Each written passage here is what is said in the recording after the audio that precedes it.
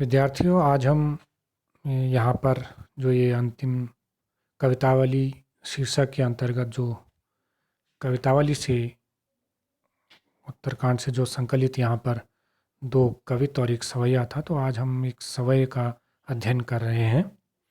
सबसे पहले सवैया। धूत कहो अवधूत कहो, रजपूत कहो जोलहा कहो को, काहू की बेटी सो बेटा न ब्याहब, काहू की जाति बिगाड़ न सोऊ, तुलसी सरनाम गुलाम है राम को, जाको रुचय सो कहे कछु ओऊ, मांग के खैबो मसीत को सोईबो, लैबो को एक न दैब को देव दो। पहले शब्दार्थ देख लेते हैं। धूत, धूत का मतलब धूत, शठ, मक्कार।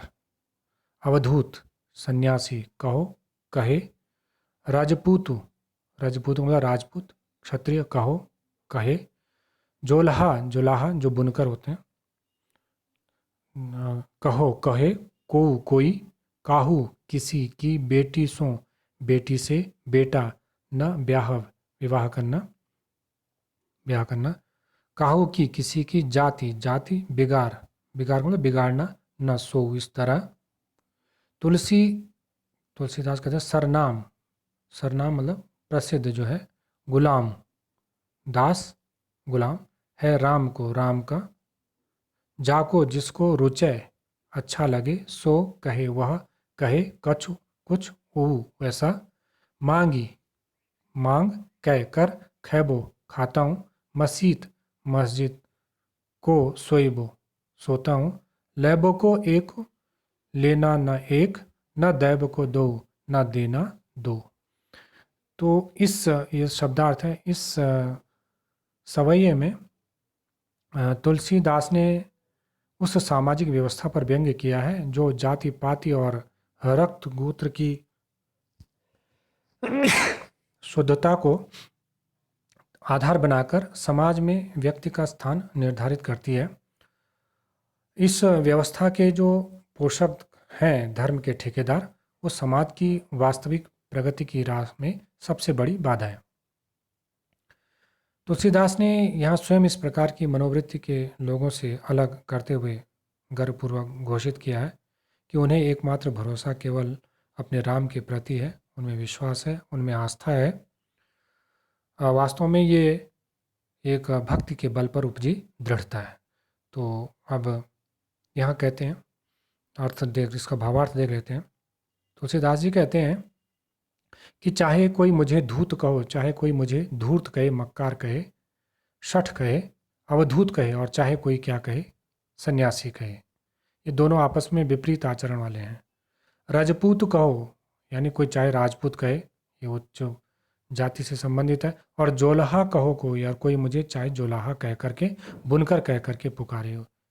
चाहे कोई राजपूत कहे और चाहे कोई बुनकर कहे, इन दोनों में भी जातियों में अंतर है।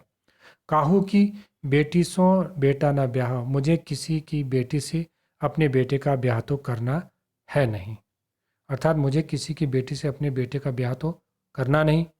काहू की जाति बिगाड़ न सो, कि जिससे किसी की जाति में क्या होगा, बिगाड़ होगा, किसी की जाति क्या होगी, बिगड़ेगी। न मैं किसी से कोई संबंध रखकर उसकी जाति क्या करना चाहता हूँ, बिगाड़ना चाहता हूँ।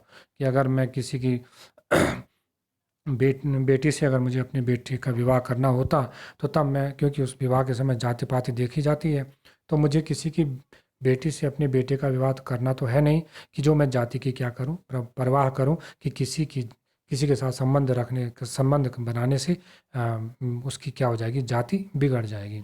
तुलसी सरनाम, मेरा तुलसी तो प्रसिद्ध नाम है, लेकिन गुलाम है राम को। लेकिन वास्तव में ये जो तुलसी है वो अपने आराध्य राम का क्या है, गुलाम है, दास है।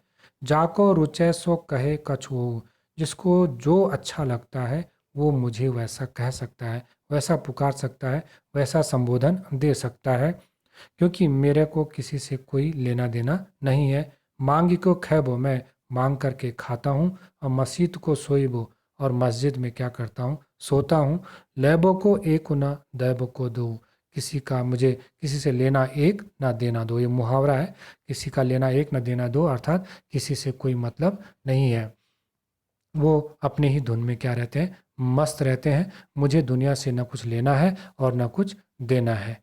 तो इस प्रकार वो अपने धुन में ही क्या है, मस्त रहते हैं। एक फ़कीर का जो एक सन्यासी का जो निर्विकार भाव रहता है, वो निर्विकार भाव यहाँ पर तुलसीदास के व्यक्तित्व में प्रकट हुआ है। और एक प्रकार से उन्होंने समाज में व्याप्त जाति पाति का क्या किया है, विरोध किया है। वो जाति पाति को नहीं मानते, उन्हें जाति में बिगाड़ पसंद नहीं है। तो शिल्प सौंदर्य में आप देख लें कि यहाँ पर ब्रजभाषा का ज़बरदस्त प्रभाव है। आ, और अनुप्रास की छटा आप देखते ही बनती है। काहू की, कहो को, काहू को, बेटी सो बेटा ना ब्याहब, ठीक है। और सरनाम गुलाम है राम को, इसमें अनुप्रास है। और लेना न, ये लेना एक न देना दो, इस मुहावरे का बड़ा सशक्त प्रयोग हुआ है। आ, काव्य का पूरे काव्यांश में, ये समाज का पूरे काव्यांश में जो तुलसी ने है वो समाज की रूढ़िवादिता पर एक व्यंग्य किया है। तो सवय और छंद जो है वो सवैया है, भाषा में प्रवाह है। सवैया छंद में है, इसलिए गेयता का गुण भी क्या है, विद्यमान है। तो ये इसका थोड़ा सा काव्य सौंदर्य भी हो गया। धन्यवाद।